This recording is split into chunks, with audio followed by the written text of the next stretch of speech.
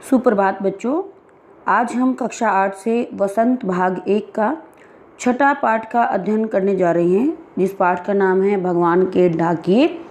ये रियल में वास्तविक में कि ये कविता है, जिसके जो कवि हैं वो रामधारी सिंह दिनकर जी हैं, जो काफ़ी प्रसिद्ध कवि हुए हैं। आपके एग्ज़ाम में जो है कवियों से प्रश्न नहीं पूछा जाता है, केवल कवि का नाम और कविता का नाम ही पूछा जाता है। तो इसलिए मैं यहाँ पर कवि का परिचय आप लोगों को नहीं दूंगी, क्योंकि आपके एग्ज़ाम के पॉइंट ऑफ व्यू से जो है सिर्फ आप लोगों को इतना ही जानना आवश्यक है कि भगवान के डाकिये कविता के कवि कौन हैं, तो वो हैं रामधारी सिंह दिनकर जी। ठीक है, आप लोगों ने जो पिछले पाठ का अध्ययन, यानी कि आपने जो 5वें पाठ का अध्ययन जब मैंने आप लोगों को करवाया था, तो उसमें भी डाकिये शब्द का प्रयोग किया गया था। ठीक है, चिट्ठियों की अनूठी दुनिया में भी मैंने डाकिये शब्द का प्रयोग किया था। तो आप लोग पिछले पाठ से अपने इस कविता से अपने आप को जोड़ सकते हैं कि डाकिये शब्द का यहाँ पे अर्थ क्या होगा। आप लोग सोच सकते हैं बच्चों कि जो हमारे तक चिट्ठी पहुँचाते हैं उस व्यक्ति को, यानी पोस्टमैन को क्या कहा जाता है? डाकिया कहा जाता है। जैसे आप लोगों को यहाँ पर भी ज्वाइनिंग लेटर, ईमेल, बहुत सारी चीज़ें जो होती हैं वो पोस्टमैन लेकर आता है, या ग्रीटिंग कार्ड भी कभी कभी लेकर आता है, उसी को डाकिया बोला जाता है। तो कविता को शुरू करने से पहले मैं आप लोगों को इस कविता का सार बता देती हूँ। इस कविता में कवि ने पक्षियों और बादलों को भगवान के डाकिये माना है और ये कहना चाहा है कि यही है जो मुक्त भाव से एक स्थान से दूसरे स्थान पर जाते हैं, ये ईश्वर के संदेश वाहक होते हैं। दिनकर जी का कहना है कि पक्षी और बादल ईश्वर के संदेश वाहक हैं। यहाँ पर ईश्वर जो शब्द आया है वो गॉड के लिए आया है, भगवान के लिए आया है।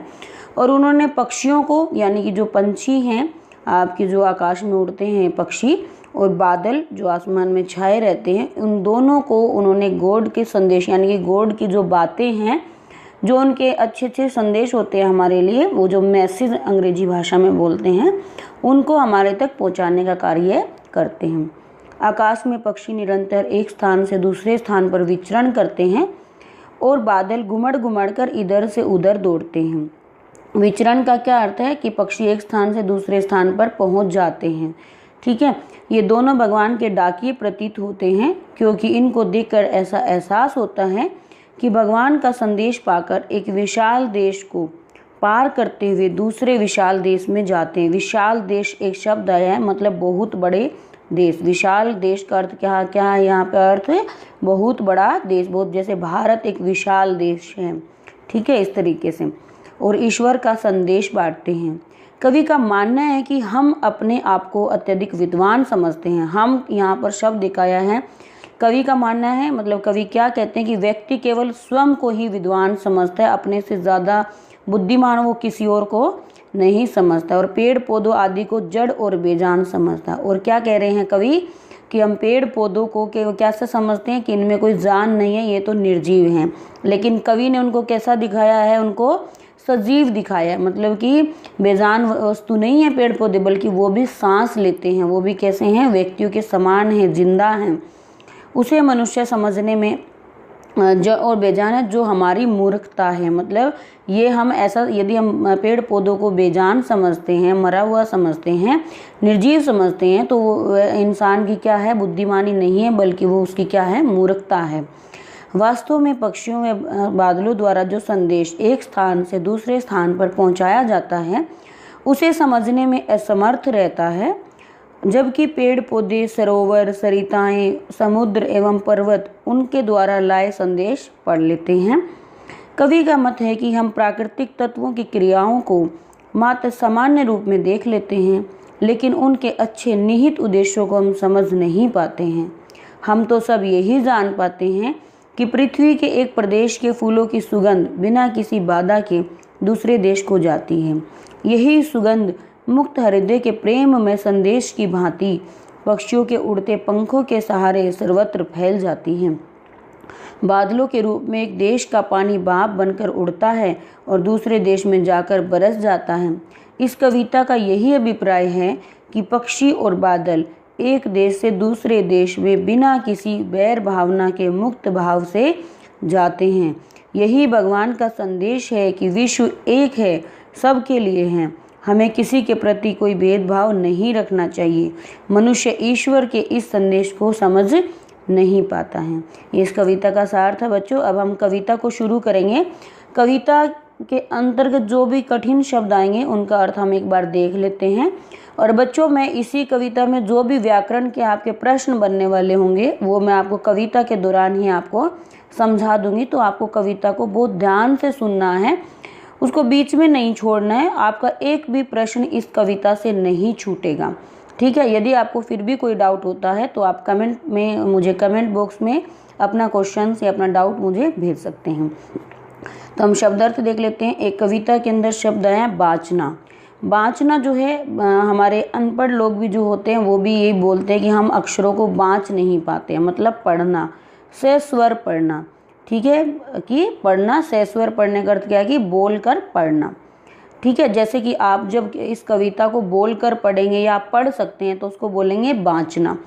आंकना एक शब्द आया है, उसका अर्थ होता है यहाँ पे अनुमान करना, अनुमान लगाना, किसी चीज़ का एस्टिमेट लगाना, ठीक है। पांख एक शब्द आया है। पांख एक प्रचलित भाषा है, लेकिन इसका शुद्ध हिंदी शब्द क्या होगा? पंख पर, पंख।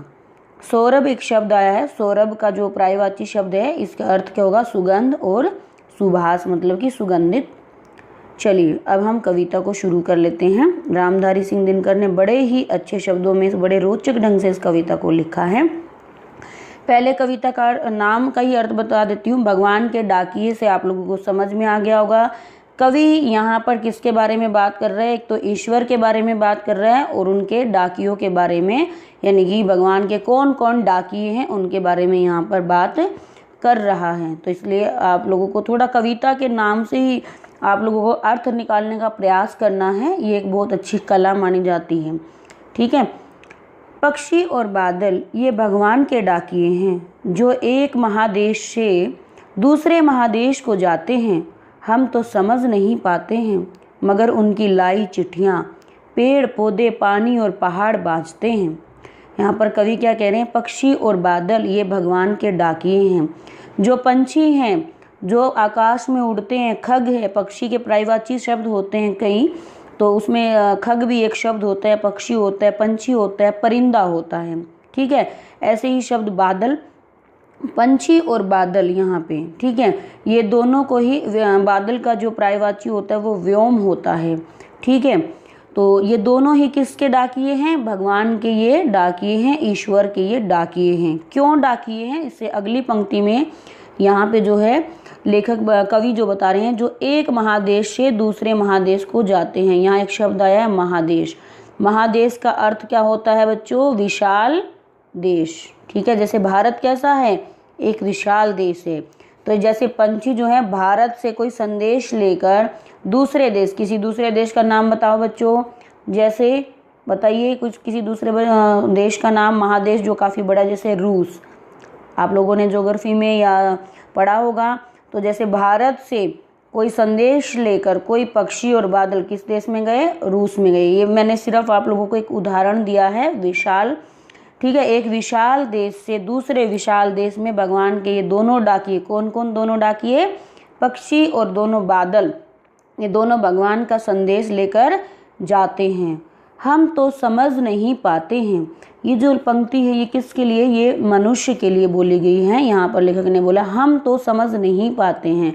हम तो अर्थ यानी कि मनुष्य जो हैं वो उनके इस संदेश को समझ नहीं पाते हैं। वो तो केवल ये समझते हैं कि जो पेड़ पौधे हैं उनमें कोई जान नहीं है, नदियों में कोई जान नहीं है, लेकिन मगर उनकी लाई चिट्ठियाँ, लेकिन जो ये पक्षी और जो बादल, चिट्ठियाँ मतलब कोई संदेश, ऐसा नहीं है कि भगवान ने कोई चिट्ठी लिखी और उनके मुंह में डाली, ऐसा नहीं है। यहाँ पर प्रतीकात्मक भाषा का प्रयोग किया गया है कि एक संदेश, जो पक्षी और बादल एक संदेश लेकर आते हैं, जिनको कौन पढ़ पाता है? पेड़ पढ़ पाते हैं, पौधे पढ़ पाते हैं, पानी, यहाँ पर नदियाँ, पहाड़ मतलब पर्वत, बड़े बड़े ऊंचे माउंटेन्स, वही बाँचते हैं, मतलब केवल वो ही उनकी भाषा को पढ़ पाते हैं, वही केवल समझ पाते हैं। आप लोगों को ये समझ में आ गया होगा पहला पैराग्राफ बच्चों। अब हमें देखना है, एक शब्द आए यहाँ पे, चार शब्द, एक जैसे पेड़ पौधे पानी और पहाड़। यहाँ पर जैसे एक पंक्ति में प शब्द का प्रयोग किया गया है। किसी भी पंक्ति में यदि किसी भी वर्ण का 2 से अधिक बार प्रयोग किया जाता है तो वहाँ पे बच्चों कौन सा अलंकार होता है? अनुप्रास अलंकार होता है। तो पेड़, पौधे, पानी, पहाड़ सब में प शब्द का प्रयोग किया गया तो कौन सा अलंकार हुआ बच्चों? यहाँ पे अनुप्रास अलंकार। जैसे आप बच्चों ने बहुत बार एक छोटी सी कहानी सुनी होगी अनुप्रास में कि चंदू के चाचा ने चांदी के चम्मच में चांदनी रात में चटनी चटाई। तो इसमें चा वर्ण की आवृत्ति जो है बार बार होने के कारण कौन सा अलंकार होता है बच्चों? अनुप्रास अलंकार होता है। तो ये जो है आप लोगों के एग्जाम में कभी कभी पूछ लिया जाता है, क्योंकि अब आपका जो लेवल है वो बढ़ चुका है, आप 8th स्टैंडर्ड में आ चुके हैं, तो इसलिए अलंकार वगैरह जो शब्द हैं ये आपके 10th तक आते हैं। आप लोगों को अच्छे से एक बार में समझ लेना है। ठीक है बच्चों, तो आगे हम बढ़ते हैं। हम तो केवल यह आंकते हैं कि एक देश की धरती दूसरे देश को सुगंध भेजती है। हम तो केवल यह आंकते हैं। हम शब्द बच्चों आप लोग बताओ यहाँ किसके लिए प्रयोग हुआ है? मनुष्य के लिए प्रयोग हुआ है कि मनुष्य केवल अपनी बुद्धि तक इतना ही अनुमान लगा पाते हैं कि एक देश की धरती दूसरे देश को सुगंध भेजती है। अर्थात यदि हमारे आपने देखा होगा जहाँ पर आसपास बहुत सारे फूल खिले होते हैं तो आसपास के वातावरण में भी एक बहुत अच्छी खुशबू आने लगती है। क्यों आती है बच्चों? क्योंकि जो उन फूलों की महक होती है वो एक स्थान से उड़कर दूसरे स्थान पर पहुंच जाती है। तो हम लोग क्या सोचते हैं, मनुष्य क्या सोचते हैं कि धरती केवल क्या करती है? केवल अपनी सुगंध को भेजती है, यानी अपनी जो खुशबू है वो ही केवल एक देश से दूसरे देश को भेज सकती हैं। लेकिन जो ये पक्षी और बादल है, आगे कवि क्या कहते हैं, भेजती है और वह सौरभ हवा में तैरते हुए पक्षियों को पंखों पर तिरता है। लेकिन जो ये खुशबू है, फूलों की जो ये खुशबू है, यहाँ पर क्या हो रहा है, वो और वह सौरभ हवा में तैरते हुए, और वो जो पक्षी और बादल है उस सुगंधित हवा में कैसे हैं? तैरते मतलब उड़ते रहते हैं और पक्षियों की पंखों पर तिरता है। और जो वो सुगंधित हवा है, जो फूलों की अच्छी खुशबू है, वो उनकी पंखों पर मतलब उनके पंखों पर तिरता मतलब तैरती रहती है, यानी कि उनके पंखों से वो खुशबू हमेशा आती रहती है। तो जब वो उनके पंखों पर लग गई, जैसे आप कहीं खुशबू वाली जगह पर बैठे हो तो कैसा होता है, जब आप कहीं दूसरी जगह पर जाते हैं तो आप दूसरी जगह पर भी महक आने लगती है। ठीक है, वर्तमान में आप बच्चों को उदाहरण दीजिए इसका। जैसे आप लोग बहुत सारे आजकल सेंट का यूज़ करते हैं बच्चे, ठीक है, डीओ वगैरह इस तरीके का कोई लगा के जाता है, तो दूसरी जगह जब आप जाते हैं तो दूसरे बच्चों को भी उसमें से सुगंध आने लगती है। लेकिन यहाँ पे प्रकृति की सुगंधित बातों का यहाँ पे वर्णन किया जा रहा है। कवि क्या कहते हैं कि जो हमारे देश की जो धरती है वो अपनी खुशबू को एक देश से दूसरे देश को भेजती है। ये ऐसा तो अनुमान केवल मनुष्य लगाता है, लेकिन असली में वास्तविक में बात क्या है कि जो हमारे पक्षी हैं, जो हमारे बादल हैं, वो तो इस खुशबू में हमेशा उड़ते रहते हैं, उसमें उड़ते रहते हैं और अपने पंखों पर लगाकर उस खुशबू को दूसरे देश में ले जाते हैं।